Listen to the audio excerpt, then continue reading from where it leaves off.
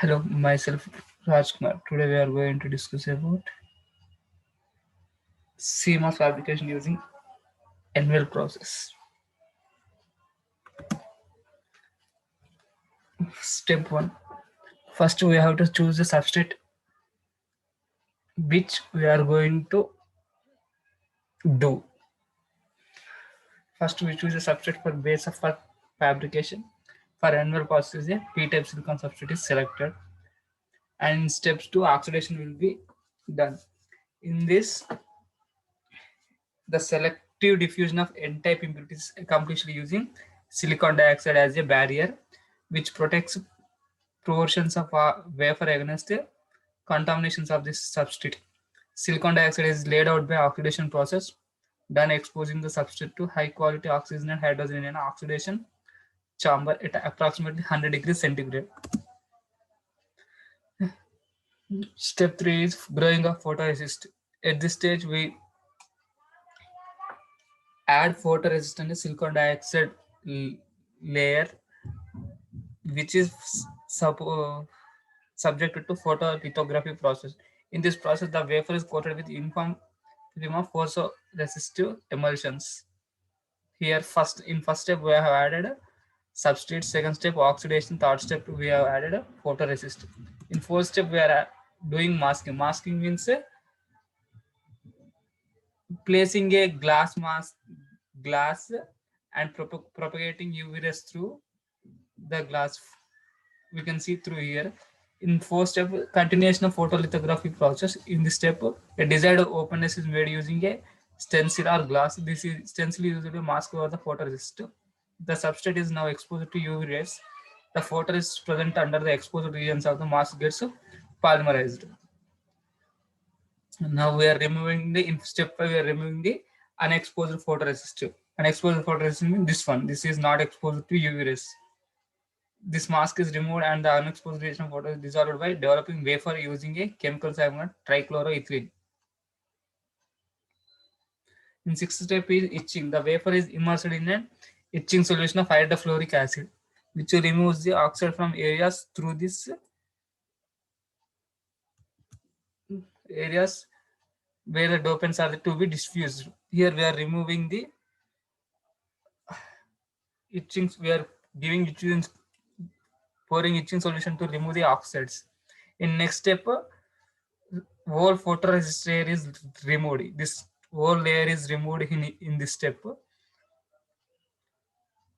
In this process, during the etching process, the portions of SiO2 are protected by photoresist layer and are not affected. The photoresist mask is now stripped of 43 with the chemical stripped of 43 percentage with the chemical solvent of hot sulfuric acid. In next step, we are forming a N substrate or N type.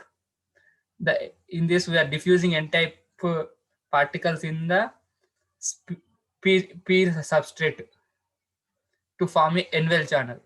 We can see through this figure here we are forming N-well. In 9th step, removal of silicon dioxide oxidation layer is removed.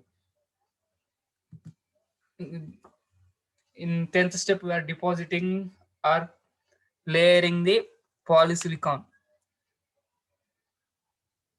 The misalignment of a gate of a CMOS transistor would lead to unwanted capacitance, which would harm circuit. So to prevent this, we self-aligned gate process preferred where gate regions are formed before the formation of source and drain using an implementation. We are forming the gate here. Next formation of gate region, next step. Except the two regions required for formation of gate for NMOS and PMOS transistor, the remaining portion of silicon is stripped off. We can see the remaining silicon polysilicon is stripped off except the gate regions. An oxidation layer is deposited over the wafer, acts as a shield for diffusion and metallization process. In step 13 is masking and diffusion. In this, for making regions for diffusion of N-type impurities using masking, small gaps are made. We can see here the gaps are made for diffusion process. Using diffusion, 3 N plus regions are developed for the formation of terminals of NMOS.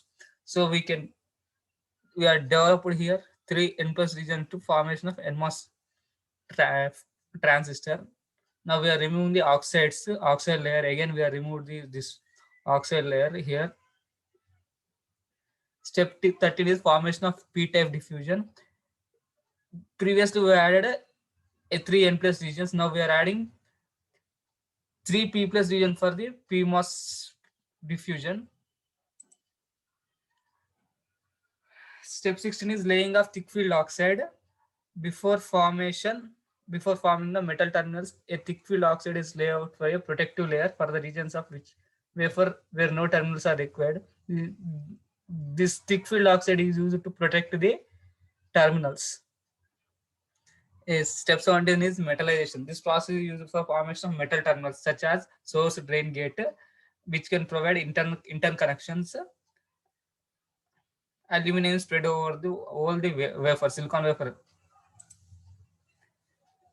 Step 18 is removal of excess metal. We can see in previous step, we can see here excess metal is there, here.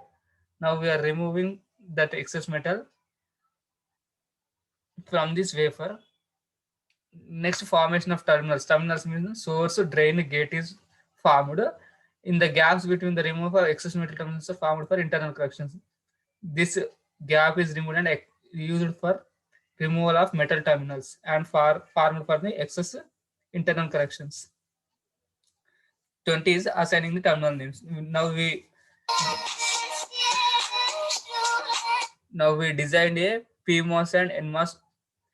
This two is called as CMOS. Both of them, the both presence of PMOS transistor and NMOS transistor leads to the CMOS transistor. Thank you.